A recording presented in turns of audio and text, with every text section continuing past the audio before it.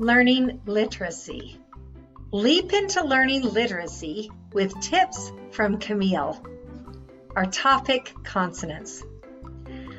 The letters of the alphabet are made up of two types of letters. One are vowels, which we've already done a video on that, so check it out.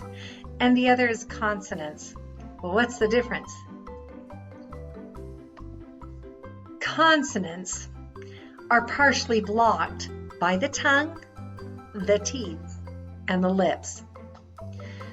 We've already discussed vowels and how they are different from consonants, but this video is about consonants.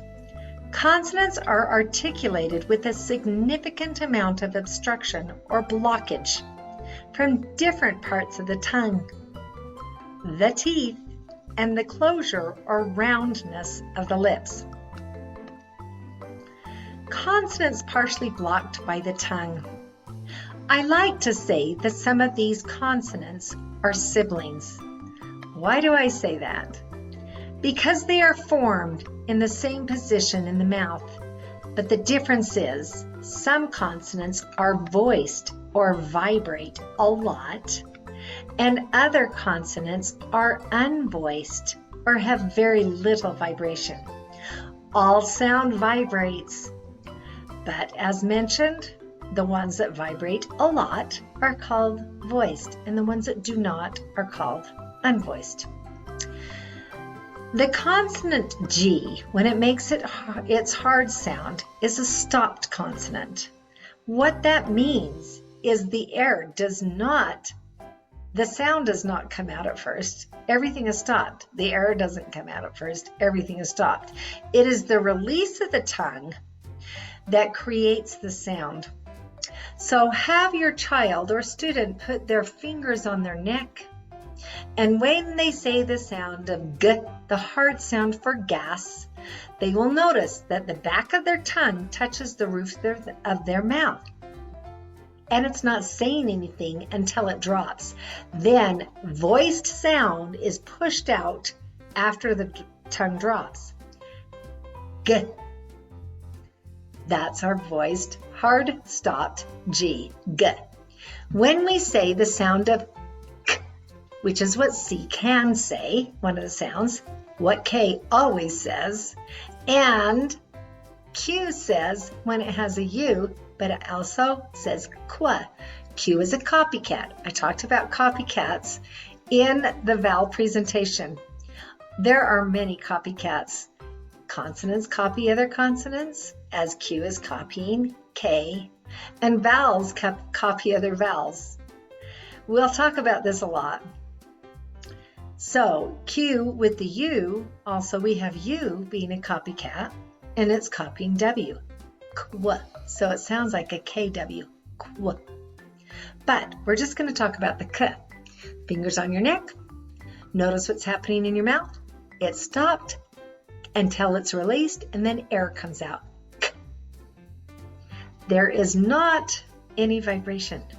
Now we have to be careful because there are many times teachers and adults, parents, all adults, not all adults, excuse me, but a lot, I know that I was taught this way, will often have the sound when they say things like G. Well, when you are saying G, what you are doing is putting a U after that G, or K. You are putting a U again after the K sound. That U is a vowel sound, and it is vibrating because all vowels vibrate a lot. They're voiced. We don't want to do that.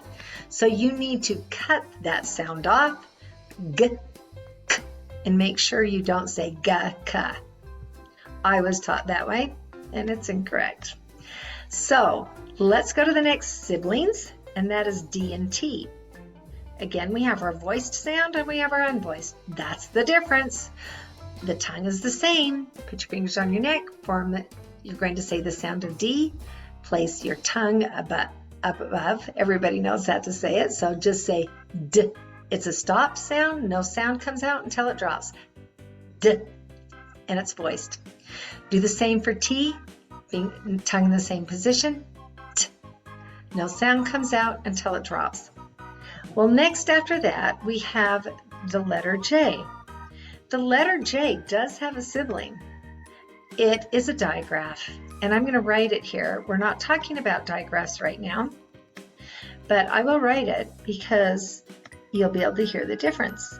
A digraph, di means two, graph means you write it, and it makes one sound. So the digraph CH is formed in the exact same position as the sound of J. We'll do the J first, fingers on your neck. It's a stopped J, but this time more of the tongue. The front part and the sides are touching the roof of the mouth, but there is space in the middle. J.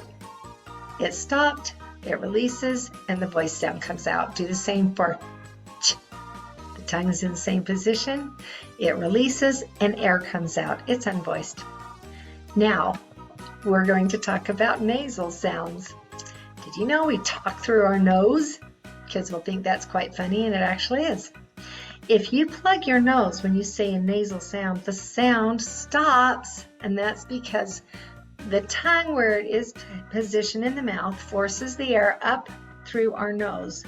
The vibrating sound that has air up through our nose. If you plug your nose, you will not be able to say the sound. So we're going to put our fingers on the neck because it is a voice sound. You'll feel that very strongly. Say the sound in N. You plug your nose, the sound's no longer there. As opposed to the next sound, which is L, that has a lot of vibration, but it is not a nasal sound. So let's listen to the difference here. When we say L, put your fingers on your neck. Oh, I can still say it. It is not a nasal sound. And the tip of our tongue, oh, but not exactly the tip. The whole front, kind of broad part of the tongue is touching the roof of your mouth towards the front. Then we have the sound of R. Now I have two pictures here, and that's because, in my opinion, when we say the sound of R, an R can do a growly sound. When there's no consonant in front of it, it growls.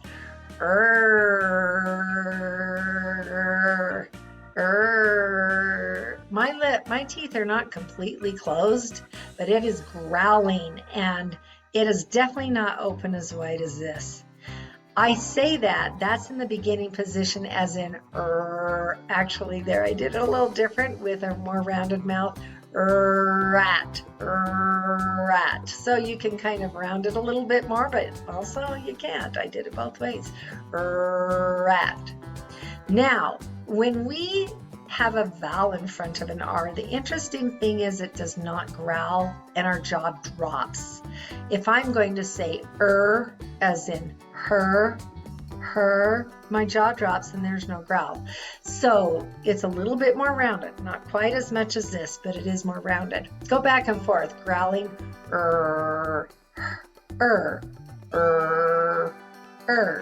When we have a vowel in front, that is actually a syllable, because our jaw drops whenever we have a syllable because it's making a vowel sound, even though we can't hear the vowel.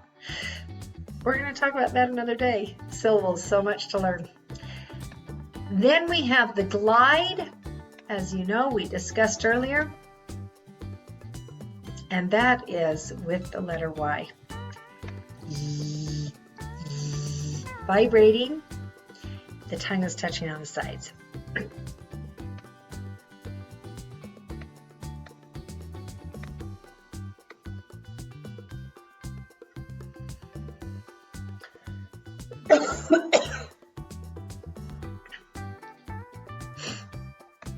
Our next, consonants are partially blocked by the teeth.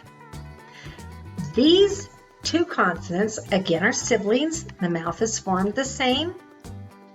One will be vibrating, voiced, and the other is not, but these are called fricatives. When I think of fricatives, I think of friction. When a car is screeching on its brakes, there's so much friction. Cars always have friction on the road, of course, the tires, but it's making that screeching sound. That's kind of what fricatives do. They make a screeching, high-pitched sound. When we do the sound of Z, zzz, partially blocked by the teeth, vibration, voiced. When we do the sound of S, partially blocked by the teeth, unvoiced. It seems like air. So again, those are siblings. Here's some more siblings. These, this is the letter V, voiced V, teeth partially blocked by the teeth as well as the lips, and F, which is going to be unvoiced, more air. Then our last set of consonants that we will talk about are the ones that are partially blocked by the lips. We have, again, stopped consonants because our lips are together and there is no sound until it releases. Again, we have the B, which is vibrating or voiced, B, and the P, which is unvoiced with very little vibration, P. Then we have another nasal one. Yay, we get to talk through our nose again. So we put our lips together, fill our throat, plug your nose, the sound is gone. Talking through our nose again. We've talked, well, we haven't. This actually is very similar to the W, has the rounded lips. And I used those lips to try to show because it is more rounded than what I feel the other one shows. When we do W, our lips are rounded, and that is what is partially blocking the sound. So there you have it, the difference between consonants. And if you looked at the vowels, you know the difference with vowels. Vowels are always opened, jaw, and they're always voiced. What is happening with consonants? Well, it may be voiced, b, m, w. But our mouth is not always open, okay, all the way, without any obstruction. Or it may be unvoiced, and our mouth may be open, like in but it's not voiced. And so if it's a vowel, it has to be open and it has to be voiced. And if it's a consonant, it may be voiced, or it won't be open, maybe unvoiced, but it's partially blocked. Now you know about consonants. Enjoy. Hope I see you in the next video. Goodbye.